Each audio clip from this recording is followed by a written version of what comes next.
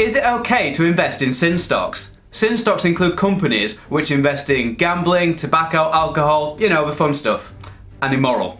Any stocks that make a profit are okay in the sin stock portfolio, regardless of whether they are a cigarette company selling addictive or harmful products, firearms dealer, or a financial giant encouraging the vulnerable into bankruptcy for their own profit. But shouldn't investing just be about the returns? Are we trying to set ourselves financially free at any cost? And how do the returns from sin stocks compare to those from socially responsible funds? Let's check it out.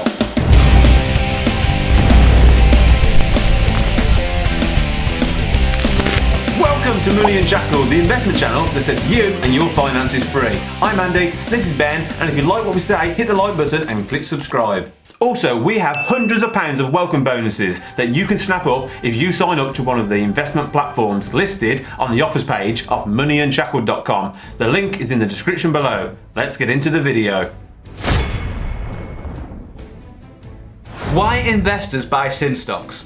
The reason investors buy stocks and funds of companies that act immorally is because the returns are thought to be much higher and more consistent than other stocks. Take tobacco for example. Despite public smoking bans in the UK, British Tobacco has cornered the market on addictive products that consumers the world over view as essential. Revenues are practically guaranteed, as are the dividends to investors. Things like tobacco, alcohol and war are not going away anytime soon, and the profit margins in these sectors can be huge. For investors just wanting to retire rich, the argument goes, why wouldn't I buy the best stocks to achieve that target, when the world's problems aren't going away by choosing not to buy those stocks? Some of these products are only immoral from a certain point of view anyway. For instance, we love playing blackjack. And what's wrong with the occasional drink every now and again? It's people who take it to the extremes that cast a bad light on the industries. Socially responsible investing. At the other end of the spectrum are funds that specialise in socially responsible investing. Socially responsible investing fans prefer an investment strategy that promotes responsible, liberal, green and cuddly corporate behaviour with a feel-good factor above investment returns. Such funds could make phenomenal returns, but it would be a coincidence given that the reason for being in these funds in the first place is that these companies have met some random fund manager's definition of socially responsible. Token KPIs such as having more women than men on the board of directors could be a qualifier. Having more women on the board is a fantastic objective and one that we are fully behind, but focusing on who is employed on a board of directors is not the same thing as having a solid investment strategy for your shareholders. While it is undoubtedly a good thing to promote equality, your retirement shouldn't be dependent on funds whose primary objective isn't to make you money. Sin investing versus socially responsible investing. The returns. Let's take a look at a couple of US funds as examples. The Pax Balance Fund, launched in 1971, is the oldest socially responsible fund on the market.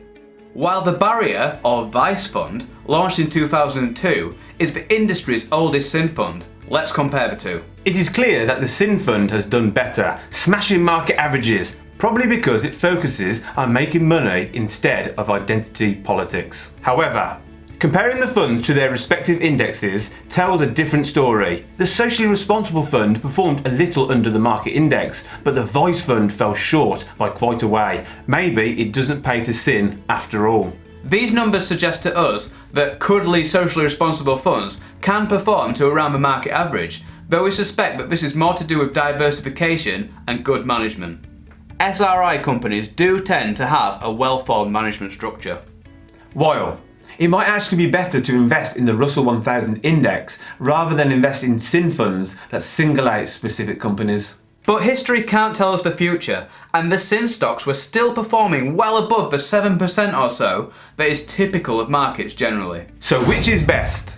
Or neither? Based on history, there isn't a conclusive win for either camp, and it was a limited comparison anyway between two funds, so it isn't a definitive result. It comes down to, in part, your moral code, and we would suggest that you avoid both extremes and settle in the middle with top-rated companies who make good money for their investors and will allow you to retire comfortably.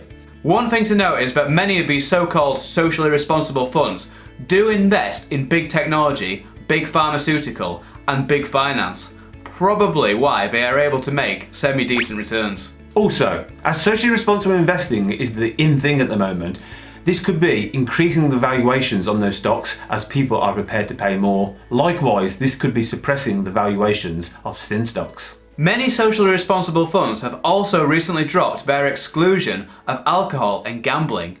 We can't see the logic of this one as to why these would be classed as unethical, but other things aren't. Though it at least gives them a chance to make some decent money for their investors. Where can I invest? Likely result of the breakout of snowflakery across the Western world, socially responsible funds vastly outnumber sin funds. There are dozens of socially responsible funds, including a number of ETFs. On the sin side, there are only enough to count on one hand, although there are plenty of individual stocks to choose from. So, you can easily, if not necessarily cheaply, construct your own portfolio of sin stocks.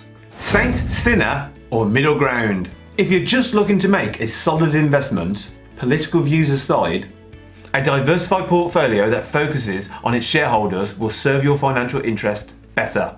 We don't specifically target sin stocks, but both happily invest in companies such as British American Tobacco. We would not invest in companies who are overtly immoral in their practices, and these companies are unlikely to survive anyway.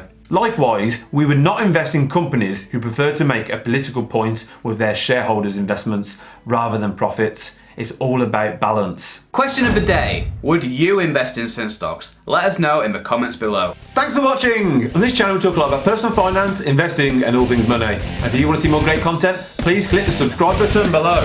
This is moneyunshackled.com. See you next time.